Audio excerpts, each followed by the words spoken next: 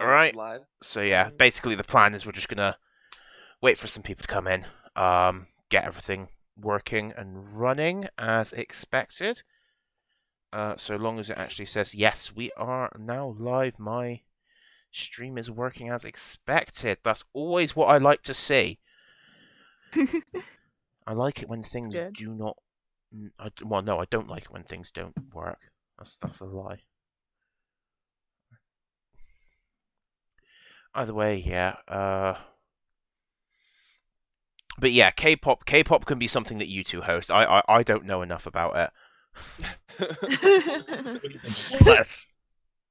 It's just gonna be like what debates over like what Debates who are the over best? how much. Yeah. Like what are the best K-pop tracks and shit like that. I could go real deep about it. I care too much, despite the fact that I'm not a stan.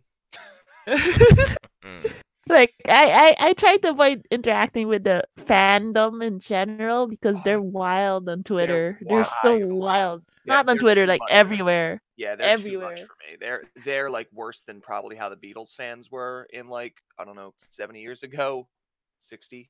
60 70 Yeah. years ago. 50 Yes, years the ago. 60s were 60.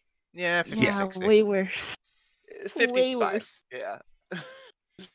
Yeah, there Yeah. we go. Like I only know about girl groups though, so Yeah.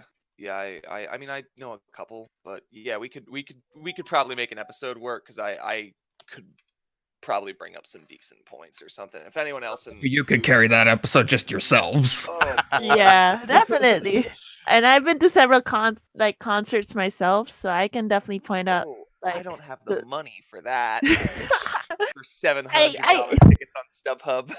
Oh no way! Oh shit! No way, man.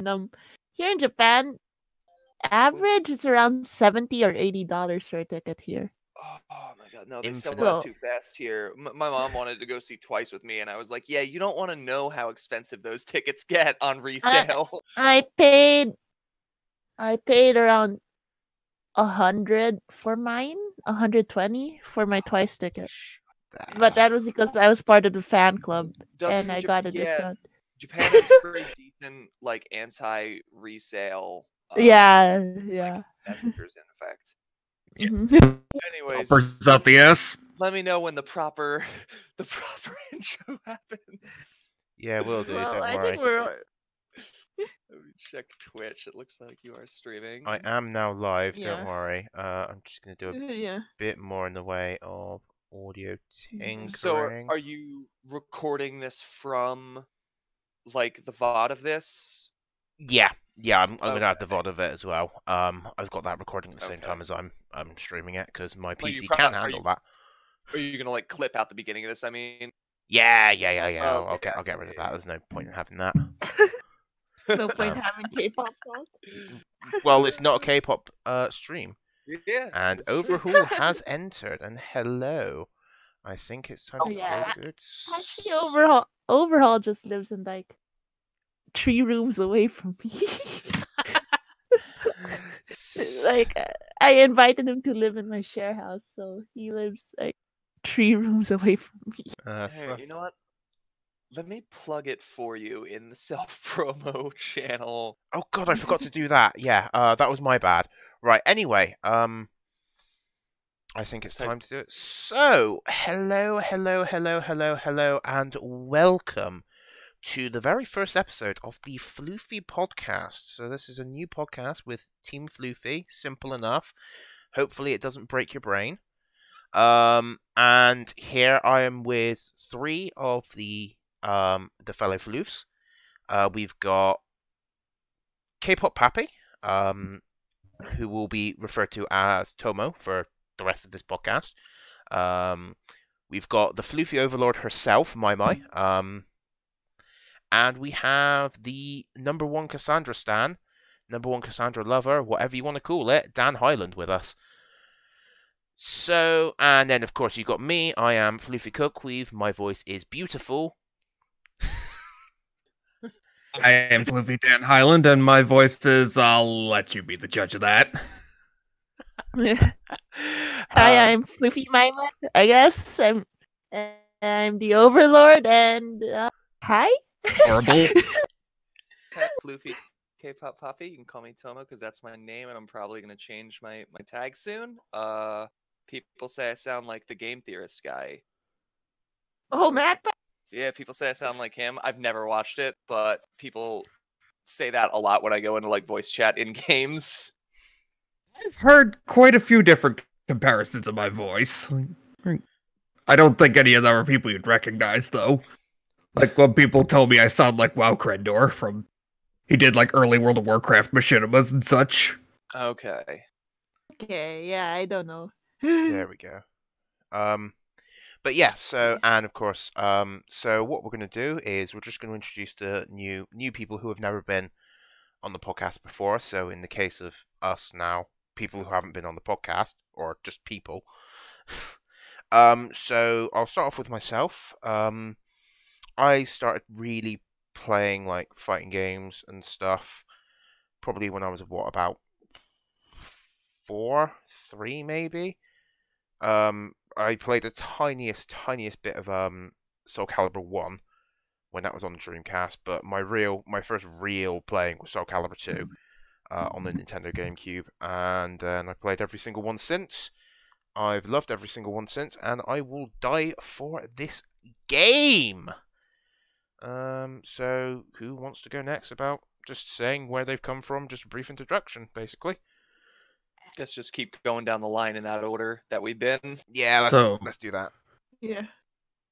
So that's K-pop next? No, that's you next. Oh, okay. You, Maimai, then me, I think. Is that how it went? Yeah, something like that. Yeah, I guess so. We can do it. Any that dang order. way. Whatever. Anyway, yeah. My history with fighting games, like, I knew they were a thing, but I didn't really get into them. Like I played the first quote-unquote fighting game I really played was Smash on the N64, and then, but the first, like, proper not Smash Brothers fighting game I actually had was, Soul Calibur 2 on the GameCube. I came for Link, I stayed for Cassandra, but I didn't start actually taking fighting games competitively until, Street Fighter 4 Arcade Edition 2012, because, I would have probably picked up Calibur then, but SC5 was already on its way out, and, well, didn't have my girl Cassie, so, yeah. And now she's here, and all is right in my world. So how about you, Maimai? Okay, so I've actually been playing fighting games like casually, ever since I was around 2 years old. Like, my dad was like a very big video game fan, and he thought like the best way to raise his first ever child was to spoil them with video games. So he bought like every console, made me play every fighting game. But the ones I definitely grew attached to were like I definitely played Soul Calibur and Dead or Alive the most, especially Soul Calibur 2 because my mom and dad used to fight a lot in that game too. But I didn't start playing fighting games competitively until I moved here to Japan. I first started out playing Tekken while waiting for Soul Calibur 6 to come out, and now it's been more than a year since Soul Calibur 6 came out, and I've been going to weeklies for it. I guess it's Tomo's turn. Yeah, Okay. it will be Tomo's Yeah. turn. Yeah, I kind of like, it's funny Dan mentioned Super Smash Brothers for the N64 because I guess by all technicalities that was also probably my first fighting game as well. What was that, 99 that came out? 98, 99, yeah. Yeah, I was Holy like 4 or crap. 5 years old. But then when Soul Calibur 2 came out, I remember playing a lot of that at my friend's house down the street. We didn't have an Xbox at the time. My brother got one as like a gift when he graduated. So we sort of played a lot of Soul Calibur 2 down there. And I don't remember the exact timeline of it. I remember playing a little bit of Mortal Kombat Deception as well. That was also kind of like one of those games that you just kind of had to play behind mom and dad's back. Oh, really? OMG. Because I was the opposite. Yeah, that My mom loved playing Deception, especially the she Oh, she I was like forgot about addicted to that. Oh it. yeah, didn't the PS2 MK games always have like some weird mini game like chess combat, puzzle combat, and Yeah, I a remember kart chess racing had one? that. Yeah, they all had. Yeah. They all Test had. your might. Test your I remember might. Deception had like an RPG mode that was Yes! pretty tight, but I love the RPG mode too. I got Way a little too much. more into playing stuff when 3 came out. I really loved that game on the PS2. I just went in on it, but I was never like good at any fighting game until Dead or Alive 5 Ultimate came out in like late 2013. Yeah, end of 2013. DOA Yeah. 5U was. That was And Mhm. funny. You just say that. That's about around the same time that I started looking into actually playing them competitively. But I never really went round until I think it was really Tekken 7. yeah, I don't know what it was about that game either. I was looking to get into some kind of fighting game. I remember I was really burned out of Soul Calibur 5 because I had played all of them up until that point. And I remember liking 5 the least because it felt very much like they were trying to push out DLC for it rather than include meaningful single player content. So I was just burned out of it. Didn't. Yeah, and then they kind of just didn't. But yeah, I was a little burned out of Soul Calibur 5, so I picked up DOA 5 Ultimate, loved it. Got pretty okay at Lei Fang. Actually managed to learn a few combos, but I didn't get competitive with games until actually Dead or Alive 6 last year. So I'm fairly new to all this. Yeah. Yeah, and I play Soul Calibur 6 with everyone as well. I'm not good. That game is my one vice. I cannot figure it out. Don't worry. Definitely takes time to figure out. Yeah. That much I can say. It'll be so much easier once you get Setsuko. Trust me. Yeah. Oh yeah. That's I'm- what I'm waiting No. for. I'm going to be labbing the ever-loving shit out of the game once we get Setsuko. Oh yeah. Same. Um, Yeah. That's the number one thing I'm waiting for. Yeah. So basically, Should have seen those days when Cassandra showed up. Like I went harder than I ever had. And, Yeah. well, For you, that's.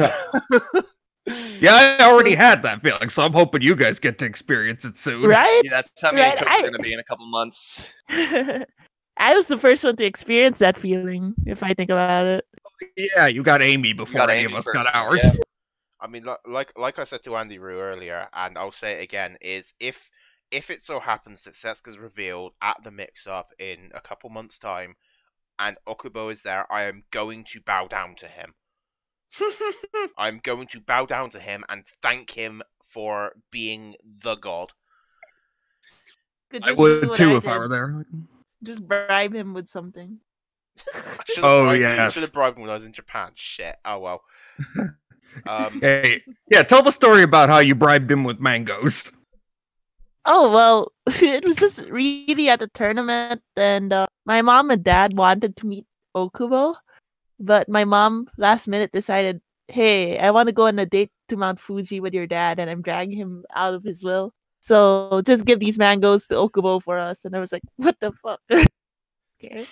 Classic. But yeah, so And tell the best part of that story is what happened the day after you gave him the mangoes and such. Yeah. Oh my god. I want to hear it from your mouth. I know what happened, but just say it. I haven't heard this. No. And what happened the day after? Oh, I Yeah. think I can't even remember the timeline anymore. I don't. It was either the same day or the day after, but It's definitely related to Amy. something Amy. you don't something. remember, do you? I don't remember. I met Okubo so many okay, times at I'll so tell many you. tournaments. Okay, I'll tell you. Flex. What happened was, it was either the day of or the day after she gave him, like, mangoes and chibi pins and such. Like literally right there after the Caliber event, the Amy reveal trailer happened. Ah, yes. Oh, of so course. basically you're the reason. You're the reason we don't have Setsuka, you son of a bitch. Whoa, okay. Nah, That's just kidding. not what I was. We love you. We No, I love you. We think know it's not. That's I- not the real thing. I think for Amy, I bribed him by giving him a whole set of pins. hours before the trailer, if I remember correctly. Like there was a panel, like a Bandai Namco press panel at Evo Japan, like before the grand finals, and I attended, and I gave him like a whole set of, and hours later, Amy appeared. So I was like, "Holy shit!" I know something did happen with the mangoes though, but I can't remember. You probably ate them. Yeah, They were good. good mangoes. I think I gave those mangoes to him the weekend before Amy came out, like as in like her release date. He Like, was there. He was like, "Oh man, we could be Cassandra or Amy next. Oh, these mangoes are great though. Let's go with Amy." Reason Filipino I had to man. wait so much longer. Nah, I'm just messing with you. Right. I'm actually kind of glad I got to wait a little longer. Give me time to polish my fundamentals and make her the best I possibly could. Yo, Yeah. I was like waiting for. I was expecting Cassandra too. I was like, oh, there's Yeah. Cassandra for Dan. And Yeah. then I see Raphael instead, and it was like, oh no. Yeah. And like, Yeah. There we go. You should have seen the look on my face. Like, on the one hand, I was really happy for you, and it's like, on the other hand, it's like, oh, you son of a bitch! Yeah. Anyway, I think we should get on to the main meat. We've had the entree of us just talking. And now we can get onto the main meat, which is the Peripheral War. The eternal debate of pad versus stick. And I figured that I believe we've got someone in here who we've got like all three. We've got someone who plays pad, someone who plays stick, and someone who is looking to switch from pad to stick. I want to say, is that right, Tomo? Yeah, I actually am looking into that. I mean, I wouldn't say I'm gonna like full on switch, but like when I start up with Street Fighter, I don't want to have to play a 6-button game on pad. Don't blame it. That's pretty much exactly why I brought a stick. Because not only because, well, I played a Soul Calibur 3 arcade machine once and it changed my life, Ooh, and also because, well, the game I was playing at the time was, Street Fighter, right? And I was playing Honda at the time because he wasn't as reliant on FADC as other characters were, and my execution shot's garbage, and he pretty much required you play on stick till you could do the piano motion for jabbing the hands. Yes. No love for hitbox. Don't worry, we will get onto other alternatives. Stick and pad, of course, are not the only ones, and I will be mentioning that. I will be mentioning that just a bit later. But yeah, as you were saying, E Honda SF4. I mean, you were playing SF4. I think even if I attempted to play that game now on pad, I think my fingers would break. Yeah, pretty much. Like, it doesn't help that the FADC input is pretty awkward, especially on pad. Oh, the FADC input's awful. Yeah. I never liked FADC personally. It did allow for some really sick stuff though. But yes, it was a mixed bag. Yeah. So it's just kind of going to be discussing like what we think, like of more of the opposition, really. And yeah, also as well as things like the whole, the middle grounds with things like hitbox, the mix box, the hitbox cross up, and I have some words about that, my friends. And even going out of the realm of the norm and going like to things like keyboard as well, because games on PC are definitely are a lot more prominent, and they're picking up steam, pun only slightly intended. Pun only slightly intended. But yeah, I think the first thing that we can really talk about is the two fundamentals, which are the PS4 pad and your run of the mill arcade stick with like Sanwa parts. And I just want to throw out, I don't really like Sanwa levers personally. That's a hot take. I never had a chance to try any other levers or buttons, so I'm not sure. I don't have the money to do that. Anyway, as you were. Yeah. No, that's understandable. That was just kind of a hot take to just get people to start, discussing things like yeah. which I think brings the questioning to just like such a broad thing, which is something you actually mentioned, which is the first thing, which is money. The cost of a stick is enormous, and there's It's someone, expensive. yeah, it's really expensive, and there's someone who owns 10 of them. Holy. The prices start racking up, and I haven't even bought a premium stick yet. The most premium stick I bought was the Razer Panthera. And even then I got that like at half price. It was super cheap. Yeah, but then that's not on the level of, say, the Vectrix one or the Quamba Dragon or whatever. That's the one with the snake on it, right? The Razer one. Yeah. Yeah, I've looked at that one before. I started looking at sticks when I was debating on sort of just giving it a shot. And I remember that my brother had the Street Fighter 4 stick for the Xbox 360. So I hit him up like this couldn't have been more than a month ago. And I was like, hey, my birthday was, I don't know, 4 weeks ago or so. And I was like, hey, can you just give me that for my birthday? You don't use it anymore. It's like, it's collecting dust in the attic. I'll find it. He hasn't found it yet, but that's what I'm going to end up picking up when I switch to stick. When he finds it, I have no idea the make or anything of it. I don't know the parts, but I am interested, and I'm 100% coming to Cookweave to teach me how to use it in any other way than Unga Bunga. Unga Bunga. I'm actually still using my arcade stick that I had the 360, the Hori Real Arcade Pro VXSA Kai. It was like the last one they did before they switched to their proprietary parts. So Wait, this Danny, one you still want has several stick? parts. Yeah, You play stick? yeah. I didn't know I that.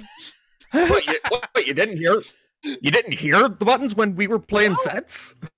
No, I've never heard. Wow. I just assumed you were playing pad for some reason. Oh, hold on. I even got my stick customized. Let me get an image and put it in chat.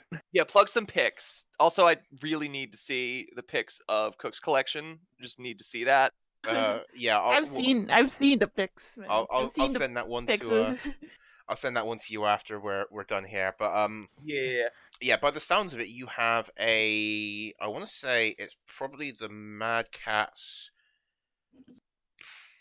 Fight Stick Pro. The Street Fighter one. Yeah, the Street Fighter 4 one. Yeah, I'll just send you a pic of it. Like if you just Google Street Fighter 4 stick. That's an older pic, but that's that comes how up. I got my stick custom. Yeah, it's the poor as fuck. Can I say fuck on here? Yeah, absolutely. Yeah, That's just absolutely. put me in awe. That thing is sick. Oh, the arcade. Yeah, that is I believe it's a Hori stick. Yeah, I just said that. No, It was like the last stick they made with Sawa parts before they switched to their own Hayabusa stuff. oh, It's weird. I meant the It SF4 always stick. looks- Oh yeah. Yeah, the SF4 one. I thought that was a weird. Mad Catz. I'm not sure. I have no idea. All I know is that it seemed kind of fragile to me when I was younger, like looking at it, because like I never, like I wasn't into fighting games at the time. Neither was my brother. He's never been. I don't know why he has it, but Yeah. It always looked really fragile to me. Like I remember like messing around with it once when he wasn't around, playing 4 with it, playing Soul Calibur 4 with it. And it just, I don't know, it felt like I was gonna break it, like the stick in particular. Just felt nowadays like fight sticks are a lot more sturdy. yeah. So if the pieces are replaceable, I very well just might like get like the gold lever. Absolutely are replaceable. I'm probably gonna put a Korean stick. Yeah, gold The lever. only real I would performance change. The jokes about the golden lever aside, I'm probably just gonna put like a Korean stick. Yeah. I feel like if you want to buy a stick, you can buy a Sanwa stick for pretty cheap actually. You can get just a cheaper one. And then you can get a Korean stick. But again, if you need help with that, talk to me before you do it. Oh yeah, absolutely. I'll be coming to you first because you're definitely the person I would go to about that. I've heard it's cheap to make a stick yourself if you know how to like cut a box out of Soldering wood. and all that shit. Yeah, I heard it's not super expensive or difficult. I've watched a couple videos on YouTube about it. I'm no expert. Have the tools and the But required skill listen, set, of if course. I was gonna play stick, I would want that thing to look like 100% me. You know, Mhm. Yeah. like Dan, that's 100% a you stick. It Like, really is, isn't it? Anyway, yeah, the only performance mod I actually have in there is like a 2-pound tension spring, so that it's a little less loose. Yeah, it's a nice tough spring in there. Which is especially good if you play a character with a lot of 2, 3, 6, and 2 and 4 motions. Like, again, Cassie. Cassie, yeah. Setsuka as well. Mm-hmm. Because you're going to be doing 2-on-4s and 2-on-6s. Oh yeah, out oh of the yeah, I have an bum octo hole. gate in mine, not a square gate. That Ooh. helps. Oh, you're one of them. I'm not a fan of What's octo wrong gates. with that? Yeah, fair enough. But yeah. As we were saying though, yeah, the overall the cost of a stick is huge, but of course with a pad, if you're just using the standard default DualShock 4 or whatever, it comes with a console. If you're on PC, you can get a pad, like you can get a 360 pad or a PS4 pad for pretty damn cheap. Yeah. But again, you then get into the other kinds of pads, which is where we're going to go over to you, because because you if I'm not mistaken, you don't use a regular DS4. You did. I did, yeah. But you don't my anymore. my regular PS4 pad is signed by Okubo, so I try not to use it that's for valid. preservation. But it's I can't more say I of blame like, you. I like when the Razer Ryan came out, I thought I'd try it out. And right now it's what I've been using whenever I play fighting. How's that working out? I really like the D-pad. It's probably like one of the best D-pads I've ever touched. Like I don't really know how to explain it, but like ever since I picked it up, like, my movements, like it feels so good to move in Soul Calibur. Oh I mean, yeah, it's always felt good to move in Soul Calibur in general, but it just feels a lot better now. Which controller is this? The Razer Razer. Ryan, it released Okay. last year at some point. I'm not mistaken. Oh yeah, it's a fairly new controller. Oh, Yeah. that is Uh, an interesting. Oh, it doesn't have sticks. Okay. Yes, Ooh, it's that actually looks really nice. Yes. Yeah, the only thing that takes some time to get used to is that if you initially play from like a regular PS4 controller and you switch over to the Ryan, it takes time to get adjusted to where like the buttons are, because like you're gonna accidentally press the R1 button thinking it's triangle. And stuff like that. The buttons are like on it. Does Yeah, that it's like trigger? a 6 Yeah. button layout. Yeah, it Does has a that 6-button trigger- layout. Yes, Yes. I think it does. Yeah, it Okay. does. Because Yeah. like there's the option to obviously like in any fighting game you can change your buttons and stuff, but it also changes the buttons and the triggers, so I couldn't exactly do it. If that makes sense. That Yeah. actually looks like the only viable pad. No, that's not true, because I'm sure there are people who do it. The only viable pad to play like a 6-button game like Street Fighter on, though. That must be a lot easier than playing on like a normal DualShock. Have Yeah, you seen, because like, normally you seen, like, the- like I'm Yeah. sorry. no, Have you go seen like, ahead. the custom made pad that Snake Eyes got for playing Street Fighter? It looks like a melted shoe. Like it was custom made specifically for him. And go and look that up. Snake Eyes. That's with a Z. The His Snake controller. Eyes, the Snake Eyes pad. I need to take a look at this. I wasn't aware that he was actually running something custom. I just knew he was a pad player. Oh, that is very not ugly at all. I told you, right? It It's doesn't look like a melted shoe. it's asymmetrical. Yeah, it's like every bit of my ergonomic sense is screaming. Yeah, that's a great looking thing. Has he made that out of a crock or something? Question. That's wild.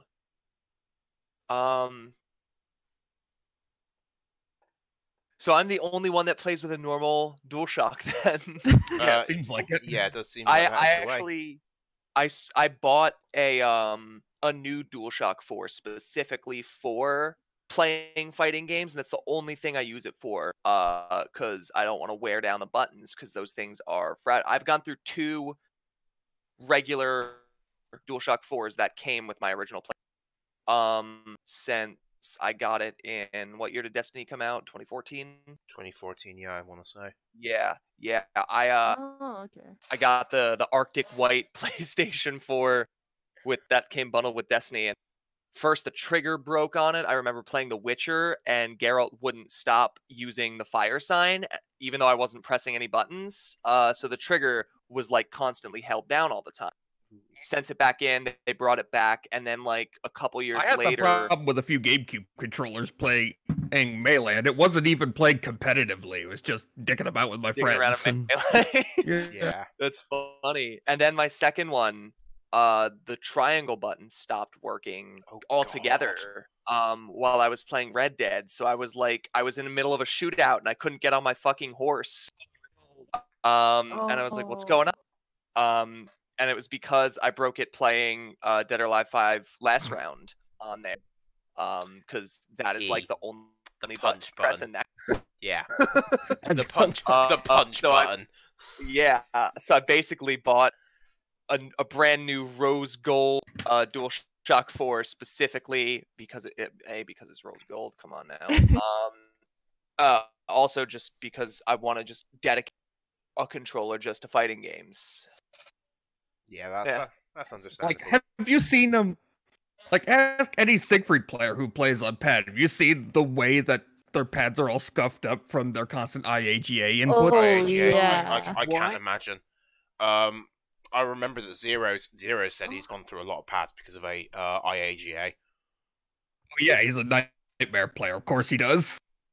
Yeah, like I remember when Linkhorst came over and I overheard a conversation between him and Samus during Evil Japan. He was like, "My pad is acting up. I actually need to borrow yours." Yes, because he played his top 8 with Sandman's pad, didn't he?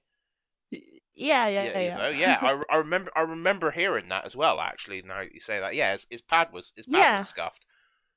Yeah, his pad was scuffed, and even during like Red Bull locals, he was just standing there because he had no pad. And then when he saw me borrow a pad from the staff, he's like, "Hey, can you ask them if I could borrow one too?" And I was like, "Oh yeah, sure." It's like, wait, you can do that? Yeah. Yeah, you can in Japan you're allowed to borrow the peripherals, which would be absolutely great, apart from the fact that the one peripheral they don't have is a Korean stick, and that's what I was rocking, so I had to lug my massive ass Ori. What is the difference between Korean stick and, like, say, a Sanwa lever? Ooh, okay. Now we're getting into the meat of things. Now we're getting to the chunky technical more things. inside, but yeah. So it's to do with the way that the tension is done. So, a Japanese lever, a Sanwa lever, it uses a spring. Yep. Essentially, the main differences between a Japanese and Korean levers are the tension. The tension is actually done through a rubber grommet. Yeah. I think I remember hearing that. Also, the gate. The gate on a Korean lever is almost always circular. I believe there's a crown lever which they make, which is actually Yeah, most of the time over here, I mean, for Japanese, it's square gates or sometimes octo gates, right? Japanese levers it's almost exclusively square gates now. Yeah. Mm-hmm. But the other thing is you can actually really change the gate very easily on a Korean lever because it's mounted on the top, not on the bottom. So you have to take the whole damn thing out. So if I mean they don't even make the part really to change the lever. It's once you get it, that's what you got. And yeah, once I made the switch to Korean, I never regretted it. I really love my Korean levers. Yeah, I hear that a lot about stick players. Once they go to the Korean stick, they just can't bring themselves back to a Japanese stick. And I think shape also has you can tell from the outside it's a Korean stick because it has like the Japanese sticks have it's like a lollipop. It's like a stick on a ball. Yeah, you have or a ball on a the top. stick. Yeah. And the Korean levers are like these shaped. Yeah, they use bat tops usually. Yeah, it's like a very small, like a corn dog baseball bat, like a corn dog. Yeah, it's like that. Yeah. Yeah, I think like even Japanese players are really impressed by Korean sticks because I remember during the team battle when Cookweave like marched up to the stage and Kamizono is one of the top players here. He was like, and he was commentating for the night. He was like, oh. He was like making those reactions that like oh. Yeah, I remember that because he was going. Oh, he was making Korean. anime reaction sounds. Yeah, it was just. Isn't Kamizono the one that kind of shows up to places looking like a hobo? Yes. Yeah. I thought him. that was the one. Yeah, because you said that he turned up to Evo Japan in 2019. He in a is suit. also probably one of the best Sung Mina players in the world and the best Mila player in DOA 5. He dropped DOA. DOA 5. In DOA 5, probably the best Mila player in the world for DOA 5. I don't know. There's some good ones out there, but yeah. So you have those two things, and you go to different places, and yeah, as you said, there was of course this point in time where you can just kind of play on a lever, so you're just on a Japanese or you're just on a stick or a pad or whatever. But again, there's so many subcategories. And I do feel like if we go into games, different things do help your different execution styles. Because like I'm presuming the lever helps a lot with tech and movement, like the KBDs. It's hard to say really because I never really played Tekken outside of using either a Korean lever or a highly modified Japanese lever. I know that there are Tekken players out there who play on keyboard just for that. Oh, even in Soul Calibur, it's actually becoming a trend to like play on like very customized keyboards. Like it's becoming a thing because that started the trend, and now people are picking it up here. Actually, yeah, I have a friend I play Dead or Alive with, and he plays on keyboard, and he's amazing. He's like one of the best Marie players I've ever seen. Which is saying a lot because Marie was in a pretty bad place towards the end of Dead or Alive 6's lifespan. Yeah, Marie is definitely. always in a bad place. Yes, that's valid. No, she had some. I think in last round she had like some actually pretty broken moves that people are like kind of exploiting online right now. From what I'm hearing in the competitive granted, the competitive community for that game is toxic. Oh no, no you offense. do No not go offense into to anybody DOA 5. listening. But yeah, I have a friend who plays on keyboard, and he's fantastic at it. But when he told me, like, I was like, oh yeah, so how do you do that specific move you're doing there? When I was trying to learn how to like counter some of her more spammy things, and he was like, oh, I don't know, I play on keyboard, and I was like, what? Yeah, huh? Yeah. I'm just waiting for the day when someone comes in during a tourney with a Guitar Hero controller. Somebody might have done that for a different game. Yeah, that's walking been in with done. the steering wheel. Yes, Initial T. He beat one of the. I think it was Blaze. It was Guilty Gear. Like Guilty Gear or something? It was Guilty Gear. It was one of the anime fighters. Yeah. Yeah, can I just say that playing Guilty Gear with a guitar controller is extremely on brand? Yeah, That game is so on brand. metal. I only found out like a couple weeks ago. I think probably talking with y'all, like after a fight session one day, that everything in that is like JoJo's Bizarre Adventure, where it's just named after music. Yes. And that piqued my interest in it like 10. But yeah, as you do say, as you were saying before, though, with the keyboard, you were saying that they're coming in with like modified keyboards and stuff. Another thing I noticed was a lot of people over in Japan are really starting to switch to Mixbox. Yes, that is true. Yeah, Well, because buttons, but instead of a joystick, it has the WASD keys like a keyboard, right? yeah, that's the Mixbox. Specifically, a lot of talent players have started doing it. Actually, Why the Talon players of all people? I I, I don't know. I don't know. No, It's mainly just talent players. No, weren't hitboxes banned for a little while? I feel like Models of hitboxes. certain models. Okay. Yeah. Yeah. When they were first Because I knew announced, there was a little bit of a controversy. yeah, Like the version that Daigo was using, for instance, that one was The nasty one, right? that thing Yeah. was disgusting. Oh, that thing's so gross. But I was eating when I first saw that, and I didn't want to eat anymore. that thing was a horrible amalgamation of just whatever he could get his hands on. But yeah, the hitboxes and mixboxes are the best of both worlds, because one of the things that people always say about things like pad and the keyboards and stuff is that you do get the precision.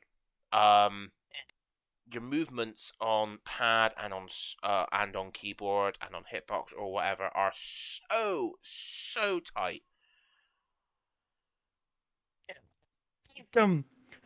It is a matter of feel, largely because even if something's objectively superior, it's like I couldn't see myself getting used to hitbox. Just the way my hand is all splayed out there. Yeah. Yeah, I don't think I can get used to hitbox, and it's insanely overpriced here in Japan to get one. Like, it's super impossible to get one without like paying double the price it is in America for hitbox. Yeah. Unfortunately, it's like that in most of the world. The hitbox is just so expensive. It's quite lucky that someone based at home here in Bristol actually creates his own hitbox cases. So if I wanted a hitbox, yeah. So he creates his own hitbox cases. He creates his own sticks as well. 1-0. It's the 1-0 stick by Blunderbuss Designs.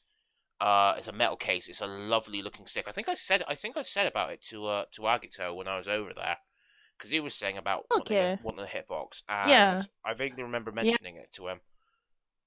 Yeah, he was looking for hitbox, but unfortunately, it really didn't go well. I mean, yeah, I was said he would have. About it. Yeah. Sorry, I mean, got Oh, all that it's okay. latency. Okay.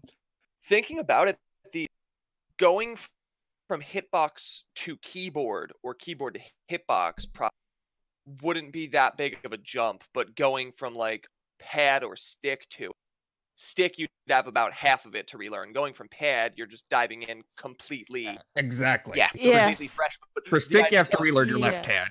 For pad, it's your everything. Yeah, the idea of making because I remember trying to play keyboard once before when I got Dead or Alive Last Round for PC, because I played it on PS4.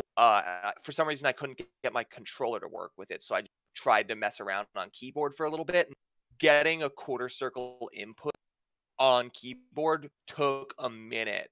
But if you remapped, you know, if let's say you're playing WASD, if you remapped your space bar to W, it would probably be similar to a hitbox. Yes, it would, because that is exactly how the hitbox is. You have the up key on the bottom there, where your thumb is, and that leans to a much more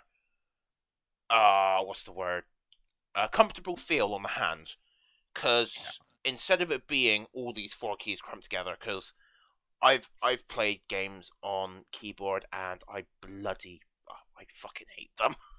I absolutely fucking hate keyboards. Even when I'm typing, I hate keyboards. They're just so uncomfortable.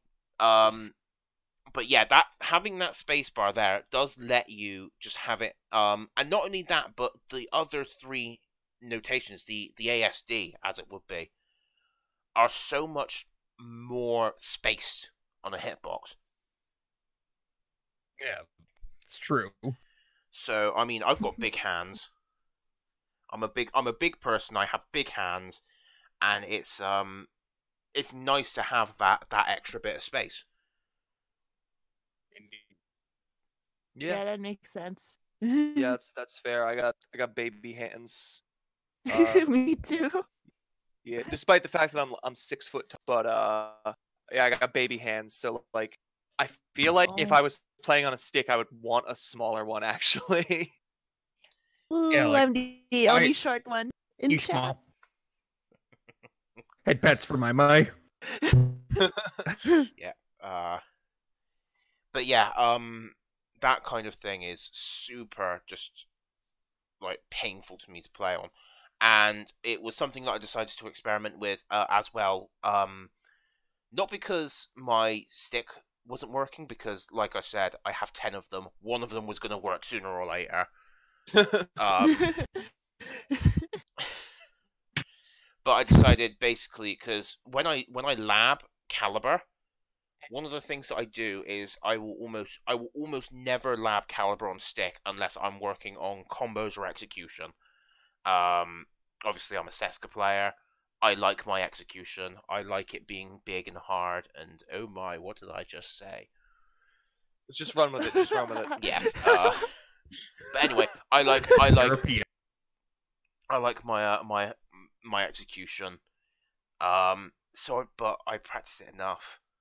So if I'm just labbing, I'll just grab a pad, and for the case of running it on PC, I just use the keyboard, and it was okay to get like the quarter circles because I just basically went on keyboard and went, okay, can I do my staple task, 6xB task B, which is a hard combo to do, but it's not ridiculous.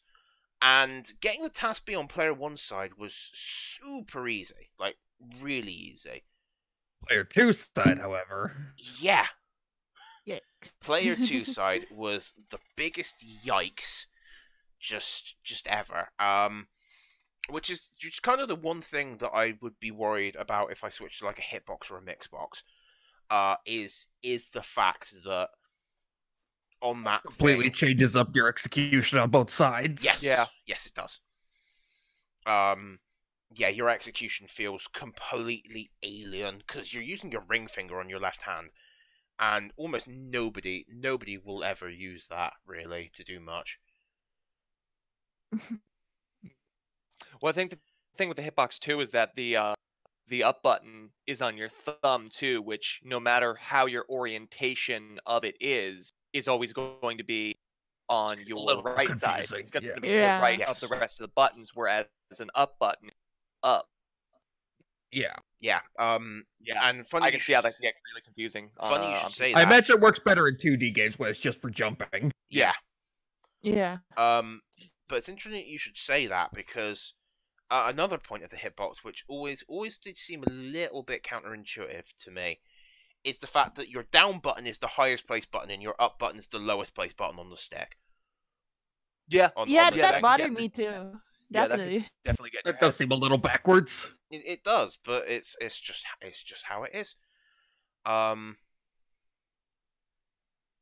yeah, which does bring me onto another point I want to bring up, which is the hitbox cross up. Now this thing is far and away the most superior peripheral I've ever played on. I didn't get to spend a huge amount of time on it. I think I spent about 15 minutes at Evo Japan on it, because I went to all the booths and I went, ooh, peripherals, because I am a nerd for this kind of thing. I just Hardware ooh, brain. sticks! Yes. And yeah, I went on there, and my execution with like Heihachi on Tekken 7, I just went like, I can throw electrics, but my execution is not got to, mainly because I just haven't practiced him. If I practice him, yeah, I could probably do it. But I was just doing it immediately, and I was just going Omen Thunder Godfest without even thinking about it. Because essentially, it's turning the Omen Thunder Godfist, which is a perfect execution material, into forward 1. That's all it is, really, turning it into. Forward 2+3, or 2+3, it will feel like. Refresh my memory on what the hitbox cross-up actually is. Yeah. That's like the one with extra movement buttons by your right hand, isn't it? Yeah, I Yes. was gonna ask because I've looked at pictures of it before. I've seen like videos about it before, but I've never in my life been able to look at it and go, "Oh, I think I would even know how to use that." Yeah, so essentially what it is above the square, triangle, and R1 buttons, you have left, down, and right, a la the hitbox, and then beneath the X you have a up button, which I think is almost never used because you're never going to use it for that kind of thing.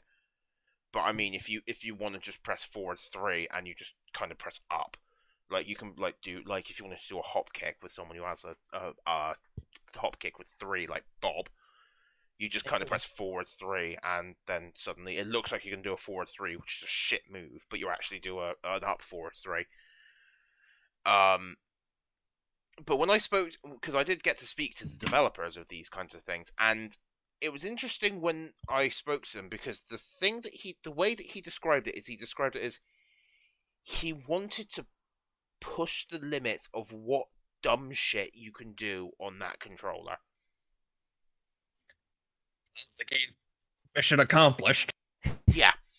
In reality, it was just a mission accomplished. It was you do a thing, and it's turning what's meant to be absolutely insanely difficult, like Perfect Electric down forward 2, with Kazuya, or down forward 2 into Perfect Electric. That's hype. That is hype to see. But on a mixed shit, box, you spent like years isolated in a temple to perfect, right? Yeah, it is. I don't think it'll help with something like the Taunt Jet Upper. Jesus Christ. Jesus whore, if I may quote myself. But yes, it makes so many things so trivial. I'd like to really test it with something like trying to do getting just frame tasks, because or just frame 236B. Not obviously not the secondary hit, because that's just a direction. That's easy enough to time on just a lever. But getting it so that you hit forward from the quarter circle forward, the 236, so you hit 6 and B at the exact same frame. Just for that extra like 7 damage, because that makes that double just frame does make a lot of difference. And I think if it's going to be super easy to just execute it every time without even thinking about it, it makes move Sophie even higher in the tier charts. Yeah, it will make her from top 2 to top 1. It's crazy. Yeah, considering like Sophie is like just her soul charge is just really good right now. Yeah. And the last thing you need is a way to make her even easier to play, because that's the one thing that really holds her back, is you need to know what you're doing with the character. Outside of soul charge, you need to know, right, this is when I can press stab, right? What you can stab, what you can't stab.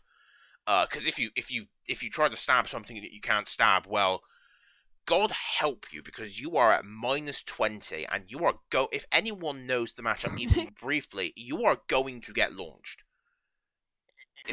If they block a stab, you are going to get launched. The dog shit like mine. If you have bad reactions, it's got quite a long hit block stun, so it's actually quite easy to train yourself. So literally, as soon as you see that you've blocked a stab, you just mash 3B and you'll get the launch. Gotcha. Yeah, I need to play more Sophies to know for sure. I definitely want to have a run back with your Sophie, and definitely fight your Satsuka again, because out of everyone here in this chat, I guess the only people who I've met in person are like me and Kukui. Yes. And damn, I'm so small. Yeah, that really sucks. I want to meet everyone, but I have no local scene, no travel money, no nothing. Yeah. No one got local scene right now. Yeah. Well, I didn't even have one in the first place, so there. Yeah. But yes, it just makes things. I think making things trivial is the wrong way to go. But that will bring Like, you me on don't to- want to make it impossible, but you also don't want to make it trivial, right? Yeah, basically, which is what Tekken 7 or what Tekken, like the advanced inputs like omens, like perfect electric. They're ridiculously hard to do. But if you just sit in training mode all day, like you'll start getting them consistently because you figure out that timing. It's the same way. It's the same way with like Just Frame 236B. I can hit it pretty consistently in training mode. Like it's just getting that timing. You just warm up and then boom, boom, boom, boom, one after another. It's not difficult. But I still have to think about it. I don't just But yeah, I will just bring up my other experience from Evo Japan, which was the other booth that had a stick there, which was Victrix. Did that work out? The Victrix stick is perhaps the worst stick I have ever played on. It's horrible. There is likely a story behind this. Let's give me the details, man. Right, yeah. So, of course, one of the main things I asked the Hitbox guys, which I was very pleased to hear, was that on the cross-up, you can put a Korean lever in. Which is actually rare nowadays, because most modern sticks don't let you put anything other than the Sanwa stick in, which is my biggest gripe to this day with the Nakon Daija, which is a European stick, and it's absolutely fantastic. Designed by That's the one that was designed by Kayane. Yeah. But it only allows for Sanwa buttons. The Panthera Evo only allows for Sanwa parts, and the Victrix Pro FS is exactly the same. Whilst the Panthera Evo will set you back 150, the 150 pounds, that is. I don't know what it is in dollars. I'm not smart. I don't know what it is in yen. I think a pound is like 150 in USD. Yeah, around that point. Yeah, so you got that, which is a pain in the ass. You've got the Nakon Daija, which is only around the 100 mark. I don't even know if you can get them very easily anymore. They were very limited run. I was lucky to get 2. But the Victrix is 300. If not more. You better get something amazing for that price. And from the sound of it, you didn't. Simply put, you don't. So tell me what specifically the issues are. Well, the first issue to me was a minor gripe, which was, I was wandering around most of that day with just a shirt on, despite the fact that it was January. I'm a bit psychotic like that. It was January. Yeah. It was not very warm in Japan most of the time I was there. I will be fully honest with that. Definitely wasn't. It definitely wasn't. I could just picture Maimai all bundled up in like 3 sweaters. Or... I had the boy cuddle. It's fine. Yeah, you were fine. But yeah, of course the Victrix. It's the same issue I had with the Fighting Edge, which is a beautiful looking stick. But it's the fact that it's cold on your hands. Playing fighting games with cold hands is just all kinds of no bueno. Yeah, and when your stick itself is making your hands cold, that's not fun. That's even worse. Yeah, it's. Oh my god! And I know what it's like to to see someone with cold hands. Yeah. My other gripes with it, the massive one is the fact that it's Sanwa parts locked. That's ridiculous to me. For that price. Yeah, you're paying 350 quid for a stick that doesn't pop open, so it doesn't have a popping open lid like the dragon does. So easy access to your parts isn't exactly a huge thing. It might have a popping open lid. I didn't figure out how to pop it open. Suck when your parts inevitably break. Yes, yeah, it really does. You have to Yeah. open up the bottom of the stick, which is the main Yeah. reason why I bought an original Panthera and a Daija, was because I was sick and tired. Because I love pissing about with parts and just putting different things in and experimenting. Mm-hmm. Oh yeah. Yeah. And yeah, that was. Yeah, that I'm was the lucky thing my was- parts. All I had to do was occasionally a wire would come loose, I'd pop it back in, and there you go. Anyway, as you were. Yeah. You don't get that, or at least I didn't figure out you got that. You're locked into a Sanwa lever, which can really suck. It's a Vuelix layout as opposed to the Noir layout, which is a lot more comfortable. Although for some reason all of the premium sticks that are on the market aren't Noir layout, but that's another thing entirely. The Vuelix layout is the one with the where the last 6 buttons are all lined up, right? Yes, And the other layout is where they're curved. Yes, they're curved to fit the shape of your hand. Also, the lever is placed slightly farther away. Yeah, I think mine is the Vuelix layout. Yeah, yours Still is spaced yours well is a enough. Vuelix layout. That's spaced well enough that Yeah, works all right. yes, it's that's again a minor gripe, but to be perfectly honest, if you're paying for a top tier stick like that, you should not be. And other than that, it just Yeah. kind of felt cheap.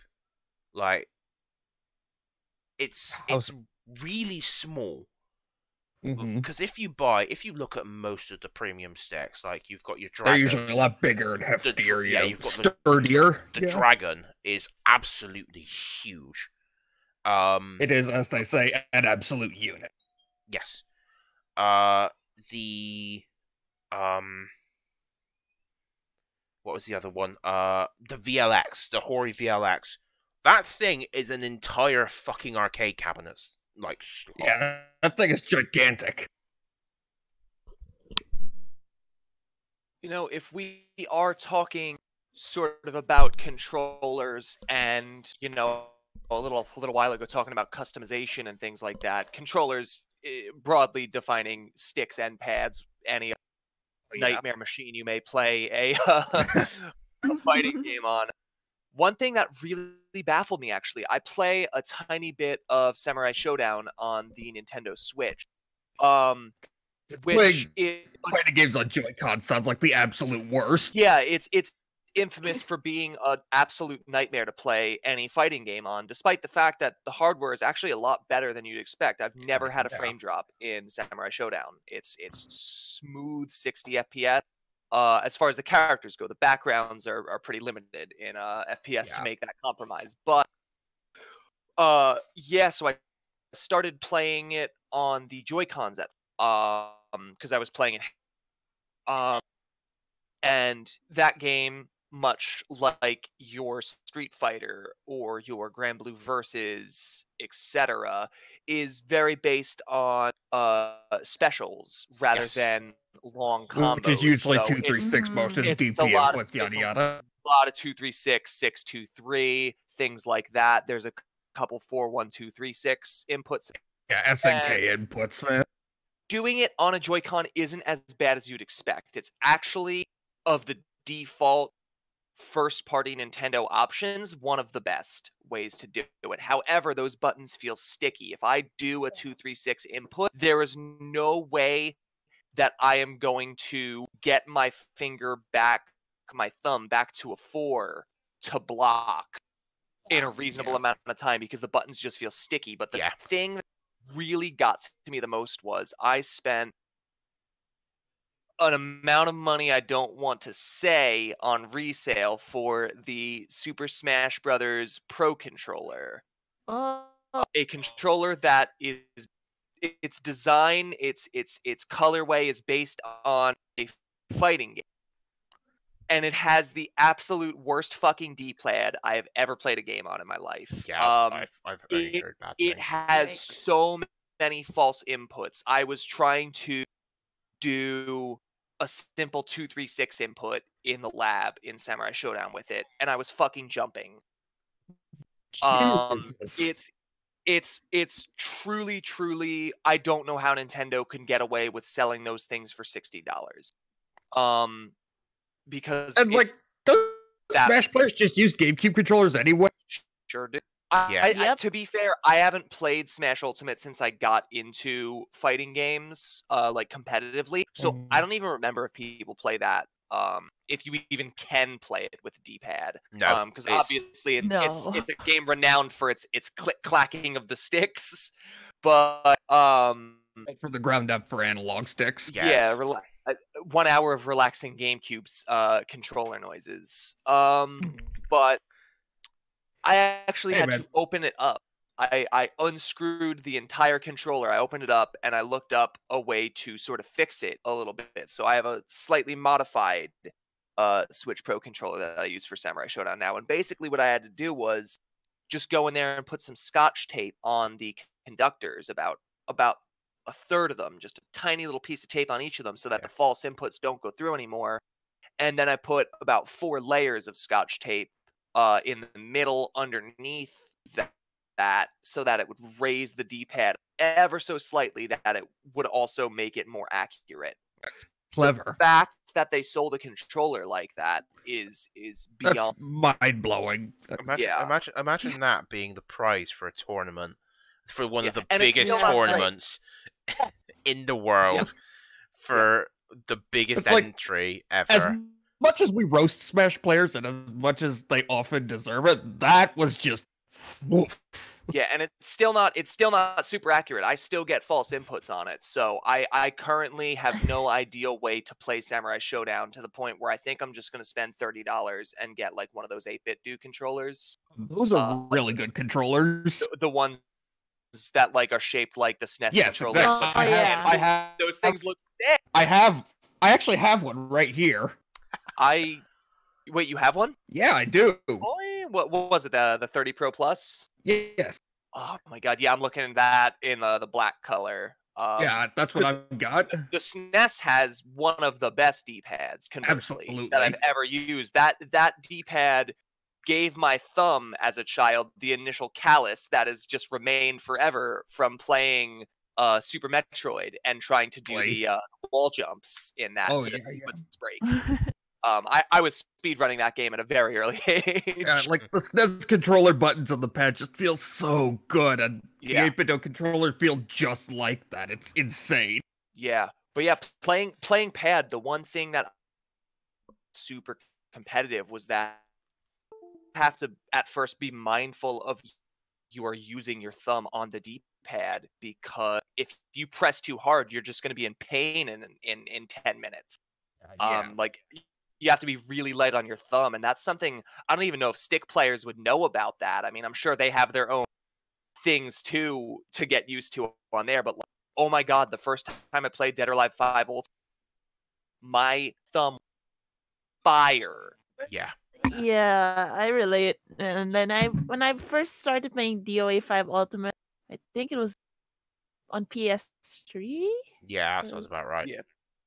Yeah, and I didn't like the D-pad on PS3. Like, I would actually get I think many blisters people from- did.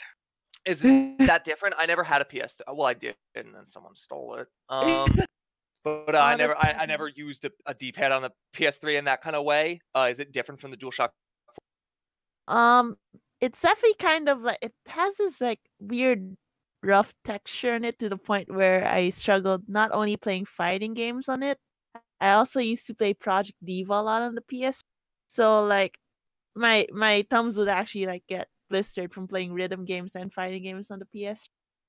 But when I switched over to PS4, it wasn't as bad. So I'm looking at pictures of it now. It definitely looks like it'd be a little bit rougher, because the PS4's one is nice because they're glossed. Yeah. Those look like a rough. Yeah, the only thing I really remember about the PS3 controllers is the marshmallowy shoulder triggers. Now here's the question. How do we think the DualSense, the DS5, is going to do for playing a fighting game on? Because like, those buttons, when I first looked at them, I didn't even think they were buttons. I thought they were like touch sensors. I guess they probably are buttons after hearing more about it, but I'm wondering, They're how just do we like think that's sensitive gonna be buttons. compared to the PS4? That is an interesting question. Yeah. Although, personally, Have we all seen I'm more concerned with like how the user experience is, like the UI for switching controllers and such, because I know that's a common complaint people have about the PS4. Oh, yeah. Yeah, I don't think I'm even going to get a PS5. I think I'm just going to buy the DualSense separately and see how that goes, because I don't like playing on consoles much anymore, and it's not even like a PC is better thing. It's just I'm blind and I don't want to look at a TV. Yeah, that makes sense. Yeah. Although that is a good question, I think we're gonna finish off on just answering this. But yeah, the DualSense to me, the first thing that I saw thought when I saw that is this does not look good for fighting games. Yeah, that was something that ran through my head right away. I was thinking, how am I going to play a fighting game with this? The main thing that it reminded me of was the Xbox One pad. I don't know what the official name for it is or whatever. But my god, that thing is gross. I actually don't remember what the So the Xbox One pad, I personally, I didn't mind it too much. The only problem was like my hands were too small for it, so I had a hard time holding it. Yeah, it is a big pad. And like, it's the clunky, Xbox 360 D-pad, that one is. Yeah. That's the one that messed up my thumb. Yeah, God only knows how people can actually play on that thing still. Shout-outs to Andy Roo. No, I don't think they have yet. Whatever the awful name that they purposely did to kill it is. What's it even called? The Xbox 2. I completely forgot. Yeah, it's something that just Xbox Sense or something. I don't know. Xbox it's the Xbox Series X or something. That's it. The Xbox Series X. That's what it's called. That is the Wii U 2. Yeah, Project Scarlet was its code name, right? That would have been called Xbox Scarlet. Great, new name. Like why would you name it that? It just sounds like the Wii U, where the Wii U like wasn't selling well because people thought it was a peripheral for the Wii. Yeah, they just thought it was another Wii, right? Yeah. Yeah, like it genuinely feels like the kind of name that they would come up on purpose to try to like kill it off. Especially because like the upgraded Xbox One is the Xbox One X, right? Yes. Yeah. Right. Well, that's what the Xbox Series X. Yeah. It just sounds like another Xbox. Yeah, that I don't know. That's a little conspiracy theory-ish, but it's not a good name. And we thought Xbox One was already a cumbersome enough name. Ooh. Yeah. Yeah, they're just trying too hard, or They not are. enough. Yeah. I feel really bad about the Xbox One because it's now basically become, at home in the Philippines, it's now basically become the Netflix machine. Oh, plays yeah. games on it. Oh yeah. Because my dad only bought it for Halo and Killer Instinct at the time. Yeah. But Honestly, on PC, no. Halo's on.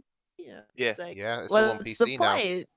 honestly, one of the things I'm actually using my 360 for now is like sometimes when the cats are feeling restless, I'll put on YouTube and they'll get like those 8-hour long videos of just watching birds and such, and the cats will watch that. Like, I have no reason to touch the 360 anymore because I bought like a PS3 copy of Soul Calibur 4 for 500 yen here, so I could just play in Gitchi's room next door. Oh, that's cheap. great. Yeah, Tales of Vesperia came out for the remaster came out, so I don't need to play that on 360 anymore either. But yeah, Are there any? Yeah, I can't think of any 360 games I want to play because they're all good. They're all on PC now, or like on anything else. Yeah, yeah. The only reason I would ever turn my 360 on anymore is actually, and I want to, but it won't turn on anymore. The only things I would want to play it for is Soul Calibur 5, because I just want to play a little bit of Viola. You know what I'm saying? You just get that feeling every now and then. Yeah. But I'll feel a little degenerate. I think my thing is red ranked. So like it won't turn on, and I don't even think that's the problem. I don't think it's a full red ring. I think it's just one of like the red ring warnings that's like, hey, your VGA like connecting properly or something like that. But it's not the thing that wrapping it in a towel would fix. Yeah, so like it won't turn on or something because consoles were weird back then. If they didn't have a display input connection, it wouldn't turn on. But Yeah, the only reason I would want to turn it on is to get my Dragon's Dogma save file off of it so I could transfer it to Dragon's Dogma on PC, which is a thing to do, which is amazing. Yeah, I really hope cross-platform saves become more of a thing. Yeah. Listen, as much as people don't like Fortnite for whatever contrarian reasons or whatever, that game brought crossplay to fruition on a major scale. Yeah. And I just hope it influences the rest of the industry to continue letting crossplay become a bigger thing. Because someone told me recently, was it? I don't remember if it was Killer Instinct or Fighting EX Layer. Someone told me that one of those on PC has crossplay. KI, I believe both of them do actually, although I'm not entirely sure on Fexel. But KI definitely Yeah, does. I know KI definitely. Yeah, we know that. And it was probably we all that someone was telling me. Then sorry, Dan, you go. And Sorry. we all know about Street Fighter V, PS4, and PC. And if I'm not mistaken, like the Power Rangers game, Battle for the Grid, I think that's cross-platform on everything. That is total cross-platform. Yes, the Power Rangers game. I didn't know that about Street Fighter though. Street Fighter V is cross-platform with PS4. Yes. Hell yeah. Because they run on an independent server, not on. One of the reasons I don't. Yeah, that's one of the reasons I don't have a PS4, or because my Street Fighter buddies. That's what I was gonna get it to play that on, and well, I didn't have to. That's tight. That's amazing. I want to pick that up very soon. Now, Street Fighter V uses rollback, doesn't it? Yeah, but it's whack. It's not the best implemented well. No, okay, yeah. No. But yeah, yeah. I think so. Most Japanese developers, if you go up to them and ask them, "Hey, can you implement rollback netcode?" They'll be like, "Nani? What is that?" Yeah. Well, it's because the infrastructure there is good enough. They don't need rollback because Japanese internet is notoriously fantastic, whereas I can ISPs in America are a nightmare. Yes, I have a smoother connection playing Soul Calibur with Dan than I do to my own home country. That's just sad. And I'm over on the US East Coast. You have a better connection to me than you have with your country, and British internet is notoriously poor. But I think with that, we've been running for an hour 17 now. I think what I'm going to do is I am going to call it there. Thank you so much for you three being on the podcast. I do really appreciate it. Thanks for hosting it. Yeah. Thanks for hosting. Thank you to everyone who has watched and who will be watching the VOD. This will be up on the YouTube channel Cookweave. That'll be up soon enough. Probably tomorrow morning I'll get it scheduled for. But yeah, thanks very much for watching, and stay floofy. Yeah.